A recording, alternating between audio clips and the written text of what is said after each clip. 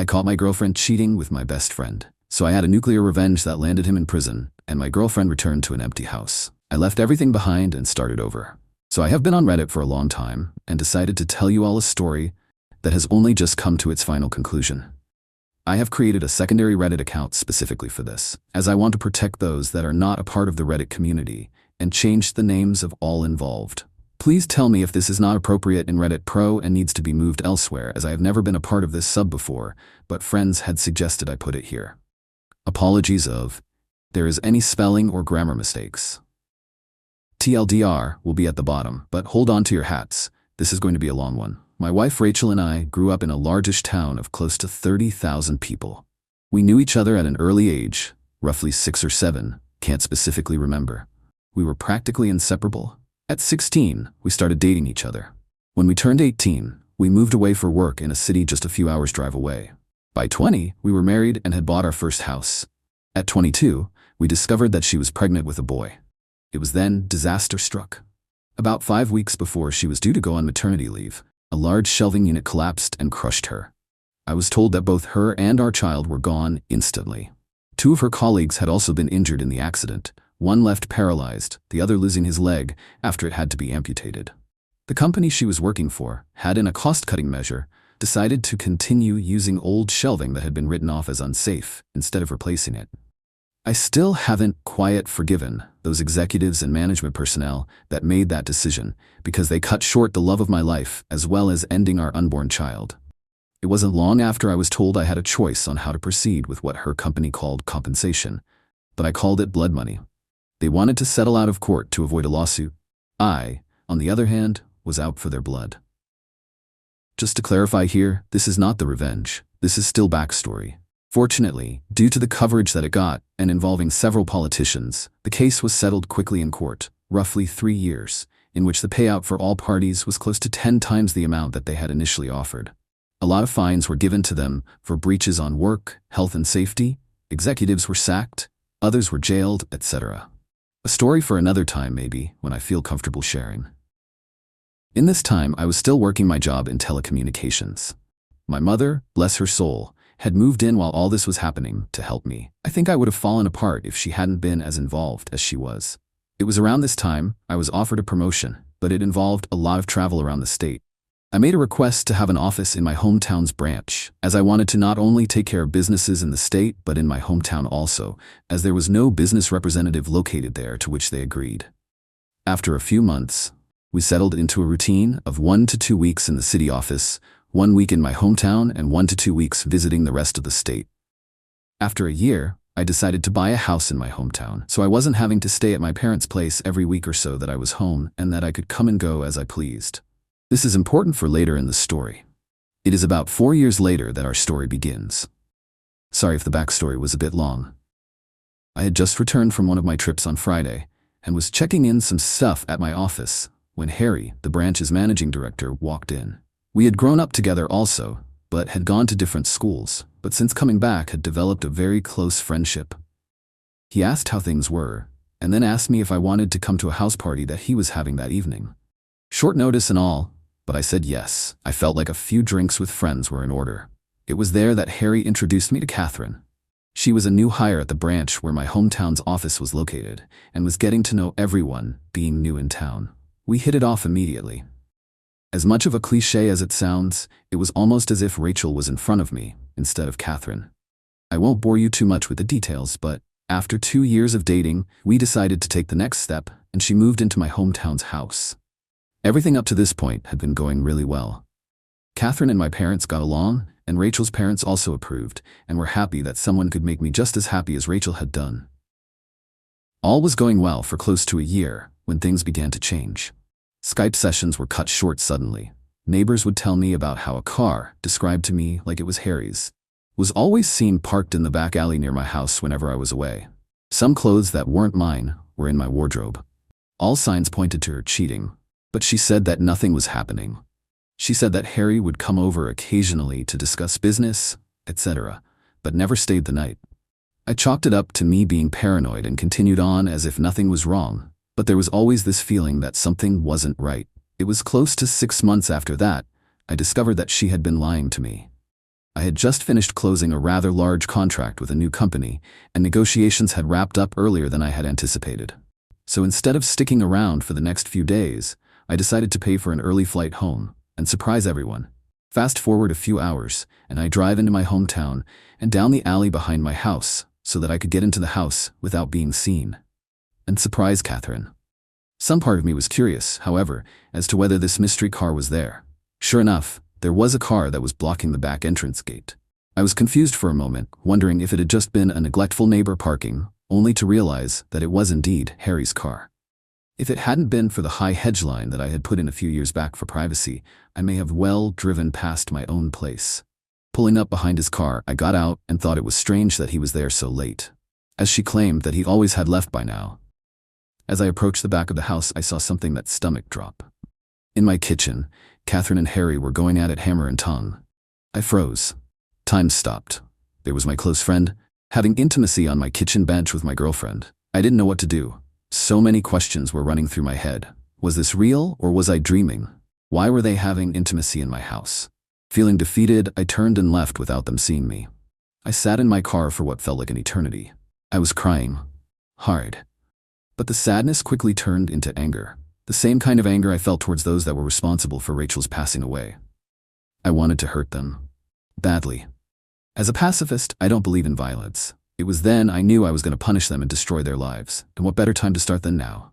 I moved my car back up the alley, far enough away from my driveway that I could still see Harry's car, and then walked back to the gate where I could see into the house and called her phone. They were still going for it when it rang.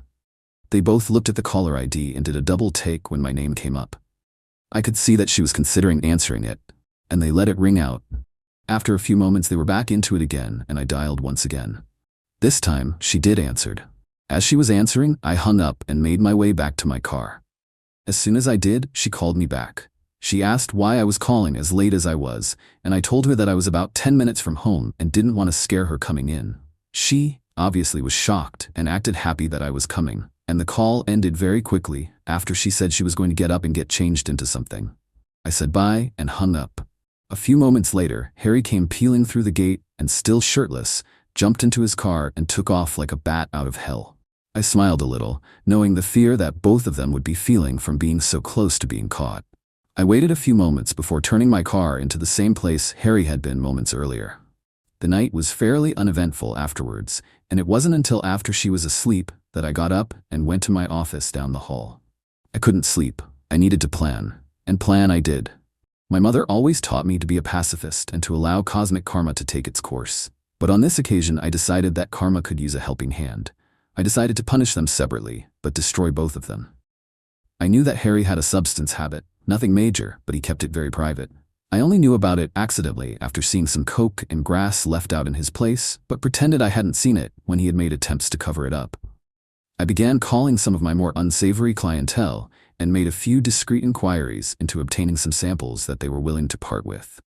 A few days later, I had a decent enough stash for my plan to work. About a month later, I had friends, including Harry, around for a barbecue night.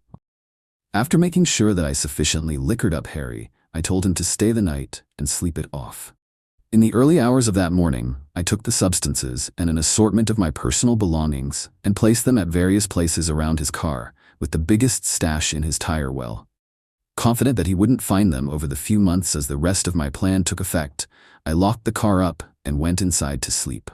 I also placed some more substances and personal items in his house after driving him home because he was still too drunk to drive. A few days later, I staged a break-in by smashing the back pane of my back door into my kitchen and leaving it open before heading back to the city for a flight. I had several messages the moment I landed. One from my clearly panicked mom, who had found the back door smashed open and had called the police. One from Catherine in tears, and one from the local police asking me to call. After returning all the calls, I informed the police I was away on business and that I would be back the following week to talk with them. While away, I got Catherine to stay with my parents until after I got back, and asked my dad to organize one of the local security companies to install cameras and an alarm system after getting the go-ahead from the police as to not ruin the scene of the crime. After getting home, I did the usual, "My God, I can't believe this has happened, and why would anyone do this?" routine. After doing a thorough check of everywhere, finding that the items I had taken were missing, and filing a police report. I had the security company's rep talk Catherine and I through how the cameras and alarm system worked. Then came the question I had been waiting for. The question of what happens if we are doing some business and don't want it recorded. She acted a bit shy asking this question, but I knew exactly the reason she was asking. He assured us that this was a question he got asked a lot, and we were shown on the home computer, if we wanted to be doing things without it being recorded, how to stop the recording for certain cameras so that we could protect her modesty. As I was walking him out, I asked him if cameras were turned off, could a notification be sent out, just as a security precaution. He came back in and helped me through how to set up email notifications and left shortly after. Fantastic. All I had to do was wait. At this stage, I approached Reddit Legal Advice for some help in relation to couples law in my country. I needed to make sure that my upcoming plan could legally be done and that I would not be forced to pay out any money or equity to Catherine, as I didn't know if we were classified as a de facto couple or not. Being the sole benefactor of Rachel's estate, I didn't want to be left with any nasty surprises where Catherine could take any of the estate away from me. Shout out to those guys and gals there, as they helped me get in contact with a great lawyer who assured me, due to the fact that, although we had been dating for close to 4 years, we had not been living together long enough to be classified as de facto, and because I was paying all the utilities on the property that she was living in and didn't pay rent, showed that she had no legal standing to make a financial claim against me. Just to be sure though, he drew up what I felt was a pretty ironclad document, just in case there was any legal trouble. The following week, my work had approached me and offered me a promotion to move back to the city and run the team that I was a part of, meaning I wouldn't need to travel as often and be in the one location, and due to the success of being located in my hometown, that they were considering having 3 to 5 representatives spend 1 to 2 weeks in the larger surrounding towns, including my hometown, as a part of my team. I said yes, and began the process of beginning my transfer, which would take about 6 weeks.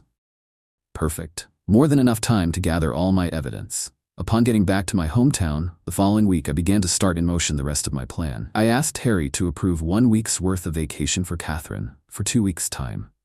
I wanted to send her and a friend or two away on a retreat before I made the biggest decision of my life for a second time. He jumped up and gave me a huge hug, congratulating me on being prepared to take the leap again.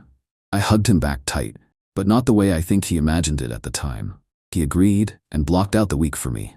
I asked him not to say anything to anyone, as I wanted to make it as big a surprise as I could. I knew that it would spread like wildfire around the office regardless, but that was my plan. That night, I told Catherine that I had booked her and 2 friends to go to a tropical spa resort, all expenses paid for a week. No questions asked, pick 2 friends, and come back to the biggest surprise of her life.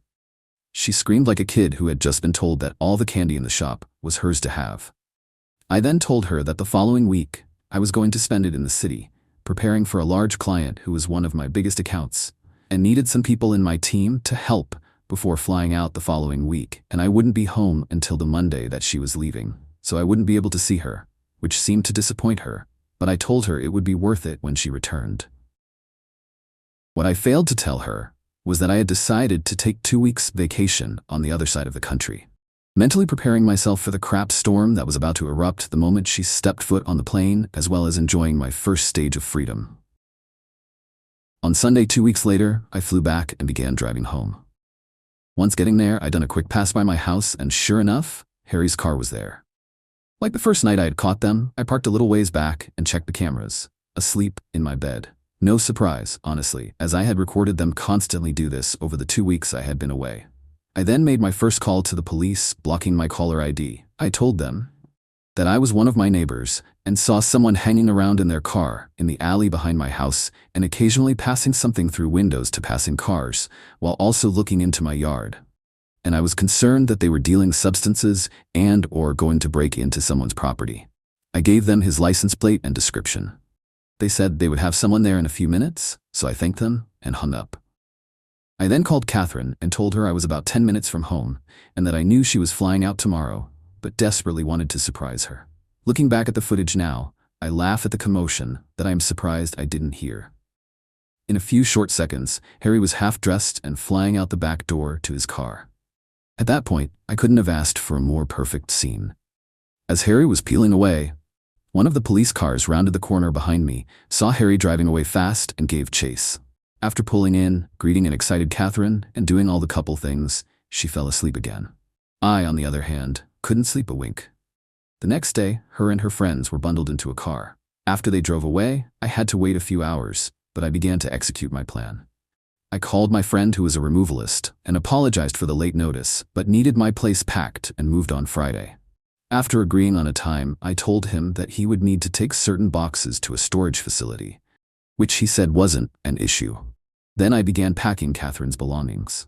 Later that day, I got a call from the police for me to come and identify some property that they had apprehended from a suspect the previous night that fit the description of property I had reported stolen. I grinned to myself, happy that my plan for Harry had grown to fruition, and replied that I would be there shortly to collect it.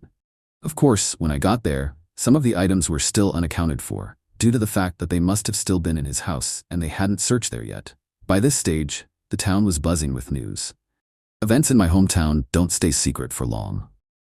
Harry was disgraced and promptly fired for his possession of substances and stolen property, and our respective bosses, on behalf of the company, had extended a formal apology towards me during the week. That night, I went to my parents' house and told both mine and Rachel's parents what had happened, omitting certain details, and that I was moving back to the city after being promoted, but Catherine wouldn't be a part of it.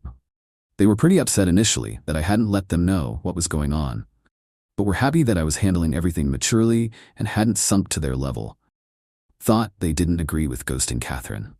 But after some drinks, laughs and tears, I went home. On Friday afternoon, after a busy week of organizing cleaners for the following week, the real estate to put my house on the rental market, and various other tasks at my hometown's office, I packed some things into my car and drove to my parents' place and said goodbye before the drive. Before leaving, I went to Becky's house. Becky had been one of Rachel's closest friends growing up. She was the only other person who knew what was happening, minus the details about Harry. Without her help, I wouldn't have been able to organize everything as quickly as I had. I gave Becky a large manila folder with my gathered evidence of her cheating, as well as the letter and a few other legal documents from my attorney, stating that she was ordered not to contact me, and the details of how to access her belongings located at the storage unit I had rented out. After a quick goodbye, I left and drove back to the city. On Sunday, I woke up to several missed calls, voice messages, and text messages. Turns out Catherine had come home early after being alerted to something being afoot in town, only to find an empty house and a for rent sign out the front. Freaking out, she had gone to my parents, who closed the door on her the moment that they answered, forcing her to call everyone until she managed to somehow be contacted by Becky and told that she had a package for her. I was told that she didn't take too well to that, as I fully well knew at that point from the numerous angry texts and voice messages from her accusing me of setting up Harry, of being deceitful, etc. I was worried that she might show up at my front door, but nothing ever happened. 5 weeks later, after leaving and been promoted, I write this out for you, dear reader. Granted, it's long, and it took a few rewrites to shorten it down from my initial 14 pages, double what this story is now, but I feel that most of what I said was important enough for the story. TLDR. After my pregnant wife was gone in a workplace accident, I moved back to my hometown and connected with a woman who, after moving in with me, cheated on me with a close friend. I set him up to take the fall for substance possession, and after sending her away on a spa retreat, rented out my house and left town for a promotion while exposing her as a cheater. Edit. I have been messaged and advised by some members of the subreddit that this story would be more appropriately located in Reddit Nuclear Revenge due to the parts relating to Harry. I initially had considered it to begin with, but after reading some of the stories there felt that it was a bit too tame compared to others. Regardless, I will be linking the story to there. Thanks to those who have commented below. Apologies for not replying to any messages, as I have had a rather hectic 24 hours or so.